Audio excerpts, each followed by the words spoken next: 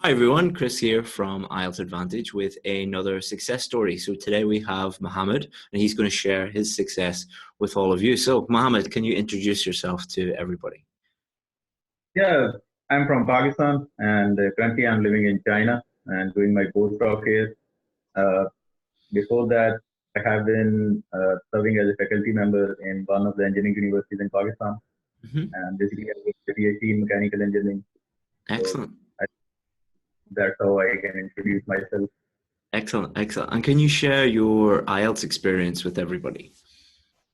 Yeah, exactly. I mean, uh, when you plan to settle somewhere abroad, you have to fulfill certain conditions, and my choice was Canada, and I was trying to achieve the score, basically the CLV 9 kind of thing, basically that is required to achieve a good score to get in the pool and then get an invitation successfully.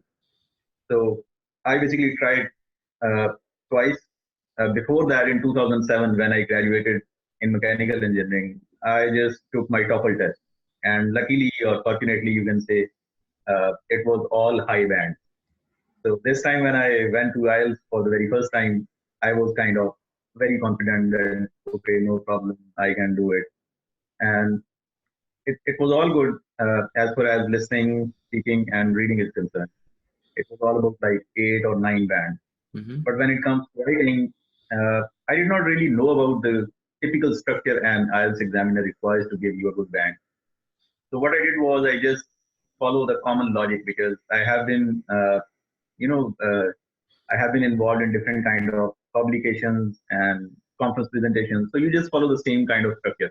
Hmm. Uh, but I got 6.5 Hmm. in my first course.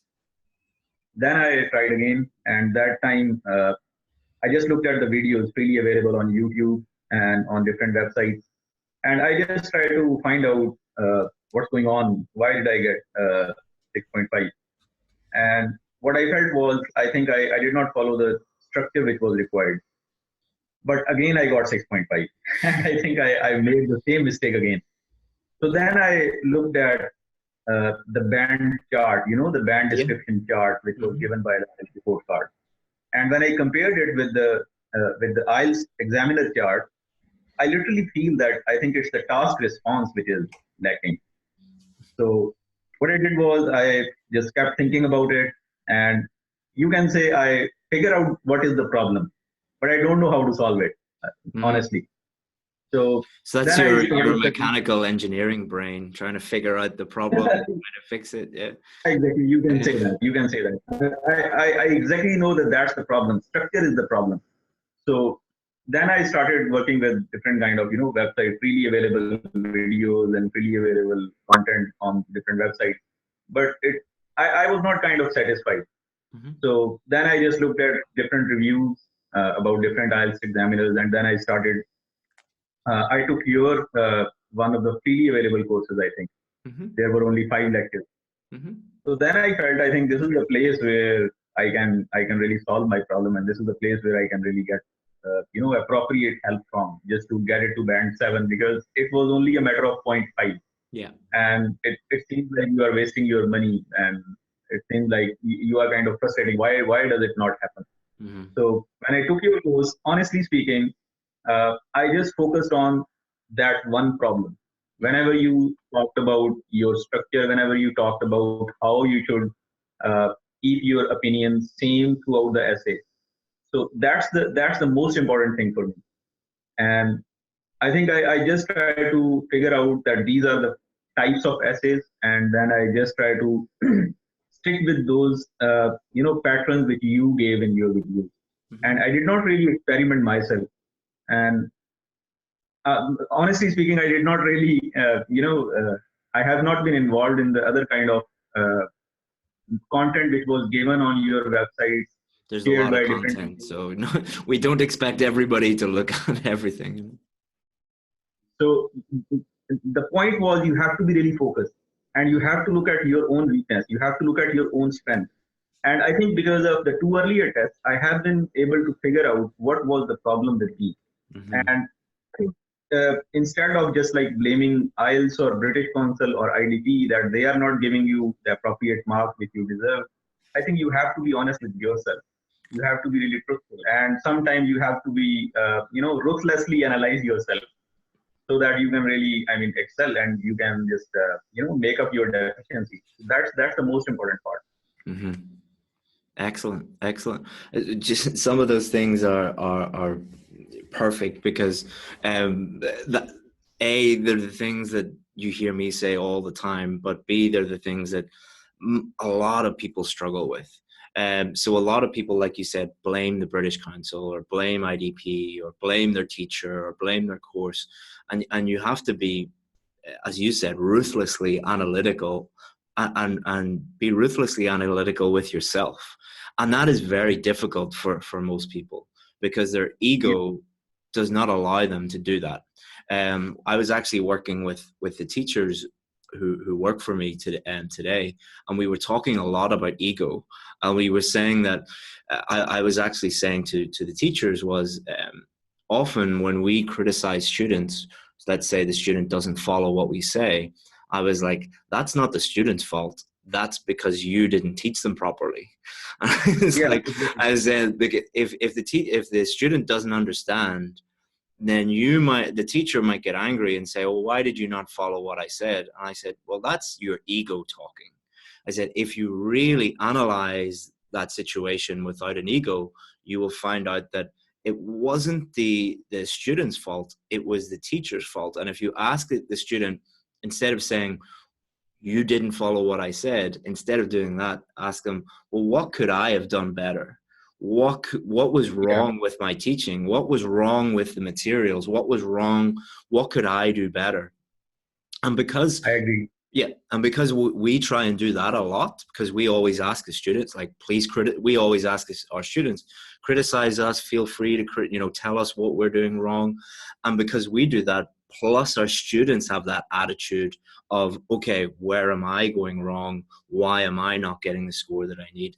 Then that's one of the main reasons why our students are so successful. But it is a very difficult thing to do. I know it is, because I have to do it too in my own teaching. Yeah, as a student, you really have to put your effort, yourself as well.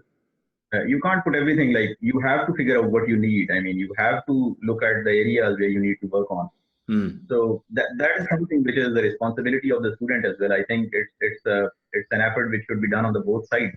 Mm-hmm. Sure. Like, I'm sure you've been in classrooms where you have the student has a massive ego and the teacher has a massive ego. So the teacher is just saying, I'm right about everything. I'm correct. Do what I say. And then the student is like, well, I'm not bad at anything. I know everything. And it's just a terrible atmosphere. No one learns anything. I have been through this many a times. I have a teaching experience of like 8 to 9 years, so I know this thing. Yeah. Yeah, you face such situations many times. Yeah, and it's on the both sides. I agree. Yeah. And it becomes a vicious cycle. The teacher is not happy, the students, and there's no communication. Like, I was working with a lot of students this week in a 5-day challenge, and the student was saying, well, my teacher says to do it this way, or my teacher says to do it this way. And I said, well, ask your teacher to explain that to you. And the student came back and they said, my teacher says that he's correct and everyone else is wrong, and he doesn't have to explain anything. And I said, well, that's your answer then. If your teacher is not explaining why and explaining that, like, another thing was this week was structure. So I gave a structure to a student, and they said, well, can we change it this way, this way, this way? And I said, yeah, you can change it. There's no one structure.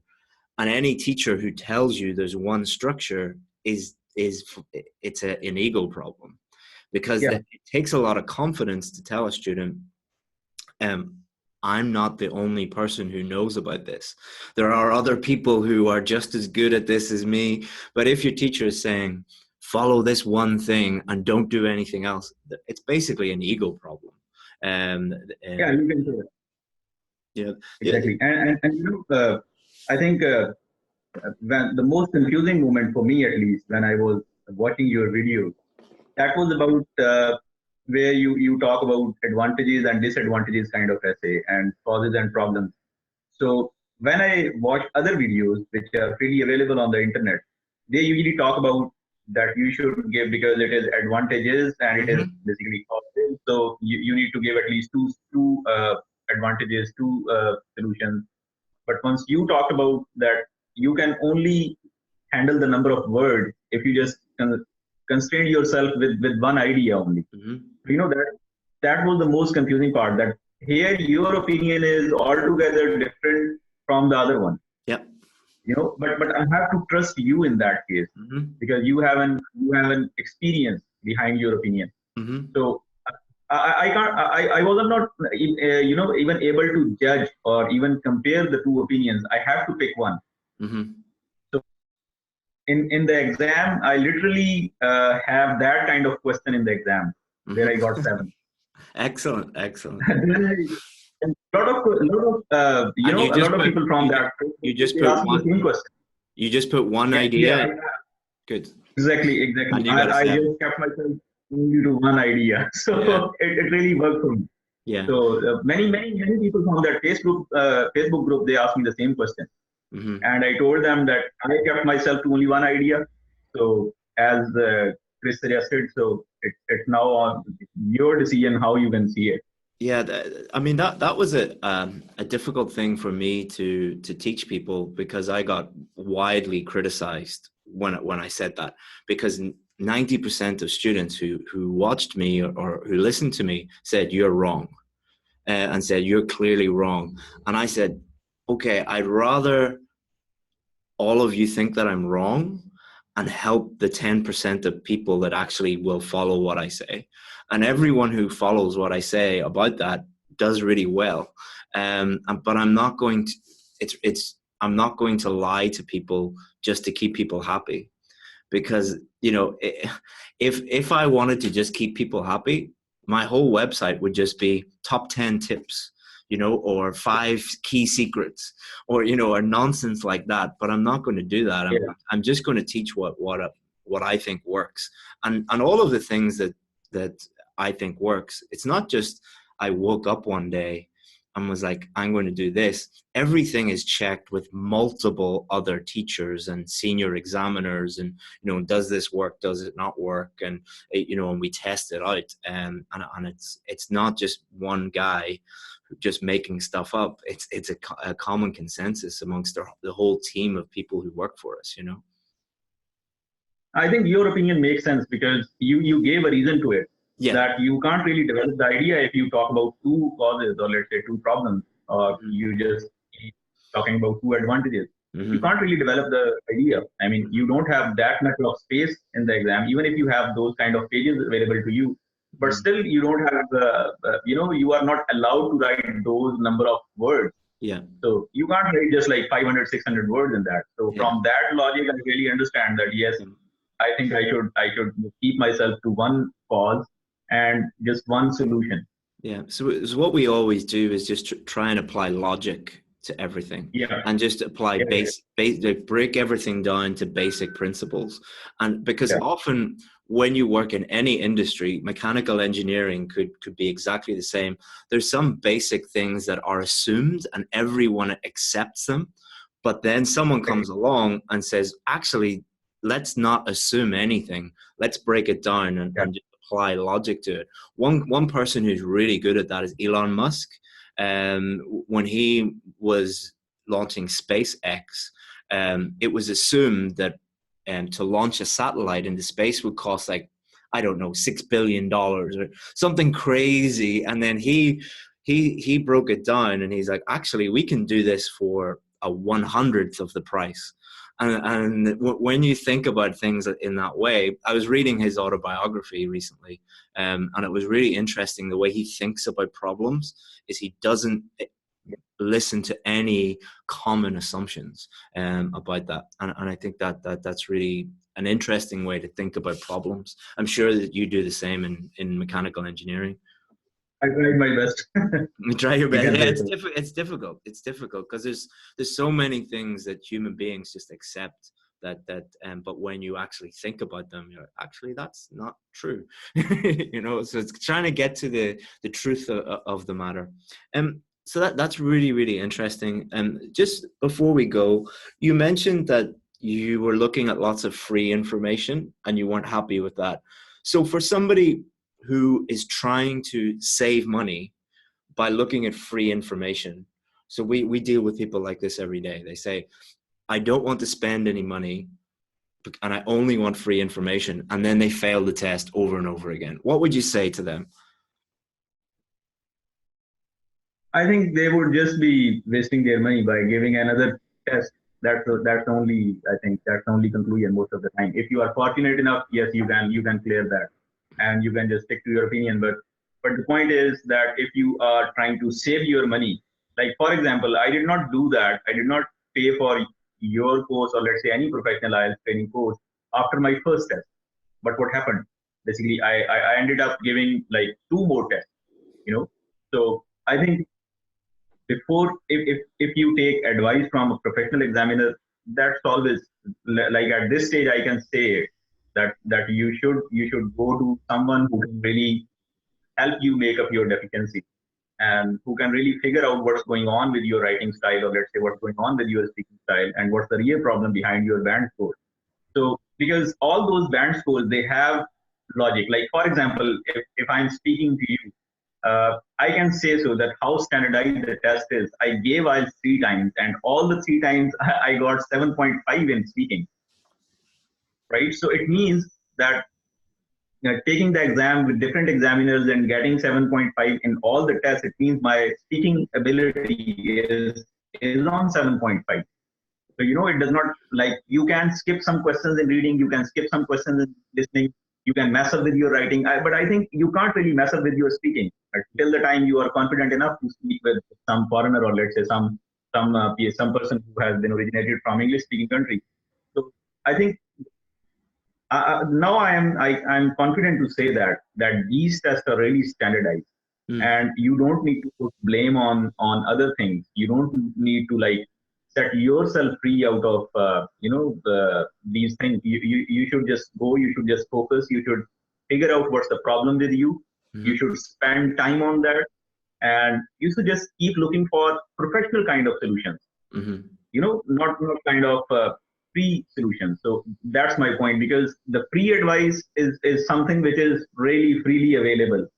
It can't be that kind of professional advice which can help you gain your desirable score. So what I would suggest them, if you don't do it, if you don't go to a professional examiner, there is like a probability of 90% that you would be end up giving another exam. mhm, So you would be spending money the other way. mhm. No, it's very, very true, and it's something that we try to tell students, and unfortunately, many people don't join our courses until they have failed many times, until they feel that pain, and then they're like, "Okay, I believe you now." It's like, well, we told you 6 months ago, and you failed the test 4 times, but I understand that it's a lot of money for a lot of people, and so we never try and push too hard at people, but we just tell them the truth. You're a lot And more this is likely to like pass. 150 US dollars after I got 6.5 in my first test just for the re-evaluation. Yeah. After looking at the score, I said, how is it possible? I mean, I have been in professional writing for so many years. How is it possible? Mm, So I just gave away 1,000 RMBs. Sorry, not 1,000 RMBs. I think it was like 1,100 or 1,200 RMBs just to get it re-evaluated. And then again, it was like 6.5. huh. So I think it is very wise to go for a professional advice all Yeah. the time. Sure. Sure. Excellent. Well, good luck Otherwise, in you are taking a big. good luck in Canada, Mohammed. Once you finish everything in China, and if you need Yeah, anything in the future, feel free to get in touch. And it was really, sure. really interesting to speak to you today, because you really did shine some light on some very, very common problems that people have. So it's going to help a lot of people understand the challenges ahead and how to fix them. And thank you very much, Mohammed. And Thank yeah, you so much. and if you just listen to one thing that Mohammed says, take responsibility for your own weaknesses and work on your own, instead of blaming other people. Take responsibility for improving yourself. It's you own your own mistakes, and you will get better. And that's priceless advice from Mohammed. And thank you very much again, Mohammed. Bye bye. Thank you, Chris. Thank you. Bye. Bye bye.